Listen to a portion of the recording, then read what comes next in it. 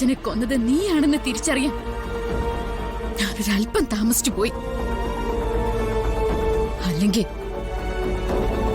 എന്റെ മുന്നിൽ നീ വേഷം കെട്ടി നടന്നിരുന്ന കാലത്ത് എന്തെങ്കിലും ഒരു ആയുധം എടുത്ത് നിന്റെ കഴുത്തിൽ ഞാൻ തുളച്ചു കയറ്റിയേനെ.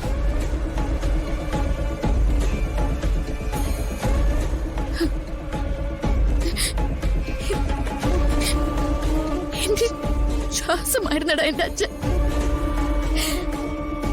ആ മനുഷ്യൻ നിന്നോട് എന്ത് തെറ്റാ ചെയ്തത്? കഴുത്ത് ഞെരിച്ച് ഇല്ലാതാക്കി കളഞ്ഞില്ലേ നീ?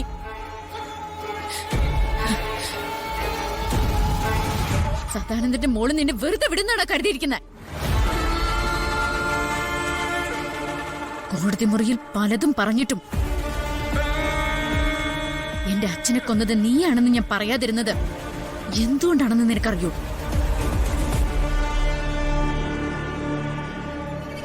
ആ കണക്ക് എനിക്ക് മാത്രം തീർക്കാനുള്ളതാ.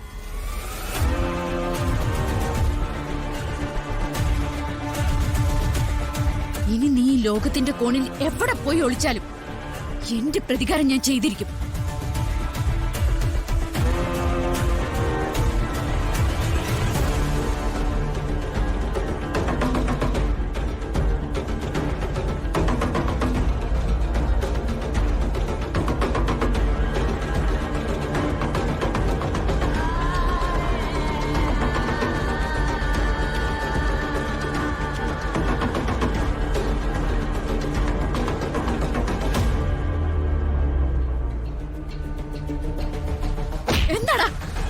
നീ വീണ്ടും ഭ്രാന്തനാവാൻ പോവാ?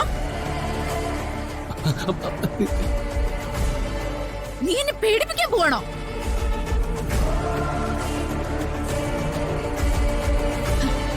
അതൊക്കെ കണ്ട് വരണ്ടിരുന്നൊരു നിത്യയുണ്ട്, അവള് ചത്തുപോയി.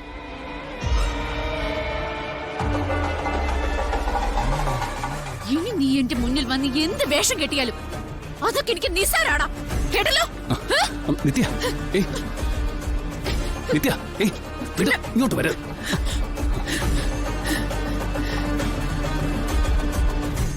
ജീവ, നിത്യ ഉറക്കെ ഉറക്കെ വിളിച്ച് പ്രാർത്ഥിക്കുന്ന ദൈവം എന്നൊരു ശക്തിയുണ്ട്.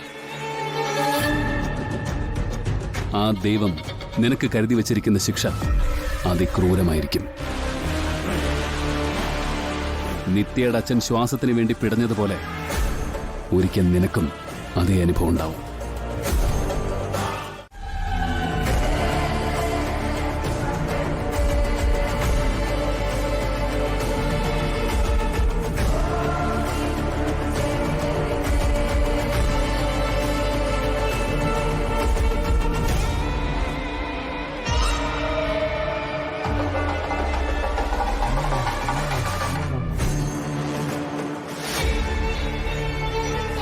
സ്വന്തം കുടുംബത്തിനെ പോലും ഇല്ലാതാക്കാൻ നടക്കുന്ന ഒരുത്തന് പിന്തുണയും കൊടുത്ത് കൂടെ നടക്കുന്നത് നീയാ.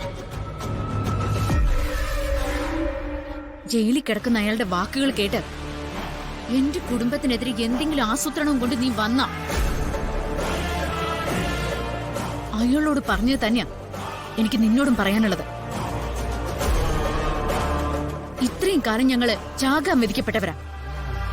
പക്ഷേ ഇനി അങ്ങോട്ട് കൊല്ലം മടിയില്ലാത്തവരായിരിക്കും.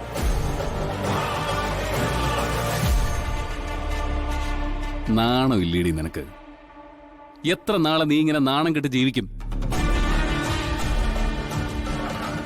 ഇത്രയും വിശാലമായ ഈ ഭൂമിയില് നിന്നെ സ്നേഹിക്കുന്ന ഏതെങ്കിലും ഒരാളുണ്ടോ?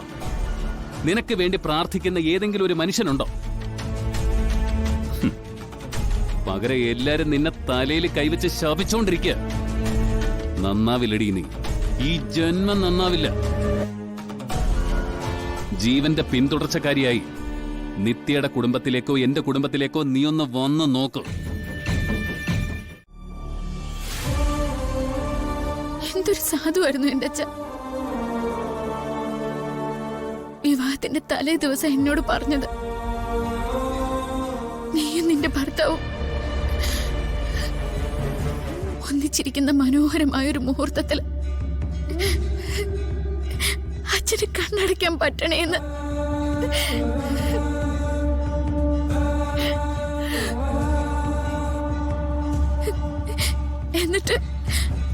മുറിയില് എന്റെ അടുത്ത് കിടന്ന് എന്റെ കഴുത്തിൽ താലി കെട്ടിയവന്റെ കൈ കൊണ്ട്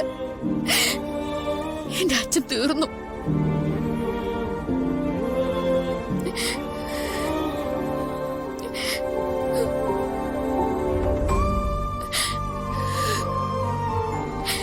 ശാപം കിട്ടിയ ജന്മം.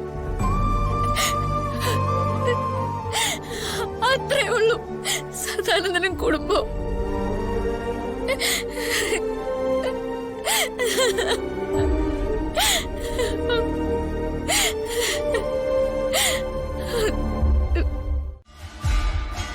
എന്തിനാ ഞാൻ കാത്തിരിക്കുന്നറിയോ നിനക്ക്? എന്റെ അച്ഛനെ കൊന്നത് നീയാണെന്ന് തിരിച്ചറിയാൻ ഞാനൊരല്പം താമസിച്ചു പോയി. അല്ലെങ്കിൽ എന്റെ മുന്നിൽ നീ വേഷം കെട്ടി നടന്നിരുന്ന കാലത്ത് എന്തെങ്കിലും ഒരു ആയുധം എടുത്ത് നിന്റെ കഴുത്തിൽ ഞാൻ തുളച്ചു കയറ്റിയനെ. കോടതി മുറിയിൽ പലതും പറഞ്ഞിട്ടും എന്റെ അച്ഛനെ കൊന്നത് നീയാണെന്ന് ഞാൻ പറയാതിരുന്നത് എന്തുകൊണ്ടാണെന്ന് നിനക്കറിയോ? ആ കണക്ക് എനിക്ക് മാത്രം തീർക്കാനുള്ളതാ.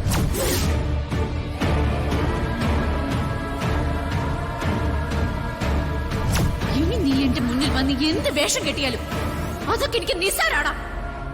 കേട്ടല്ലോ?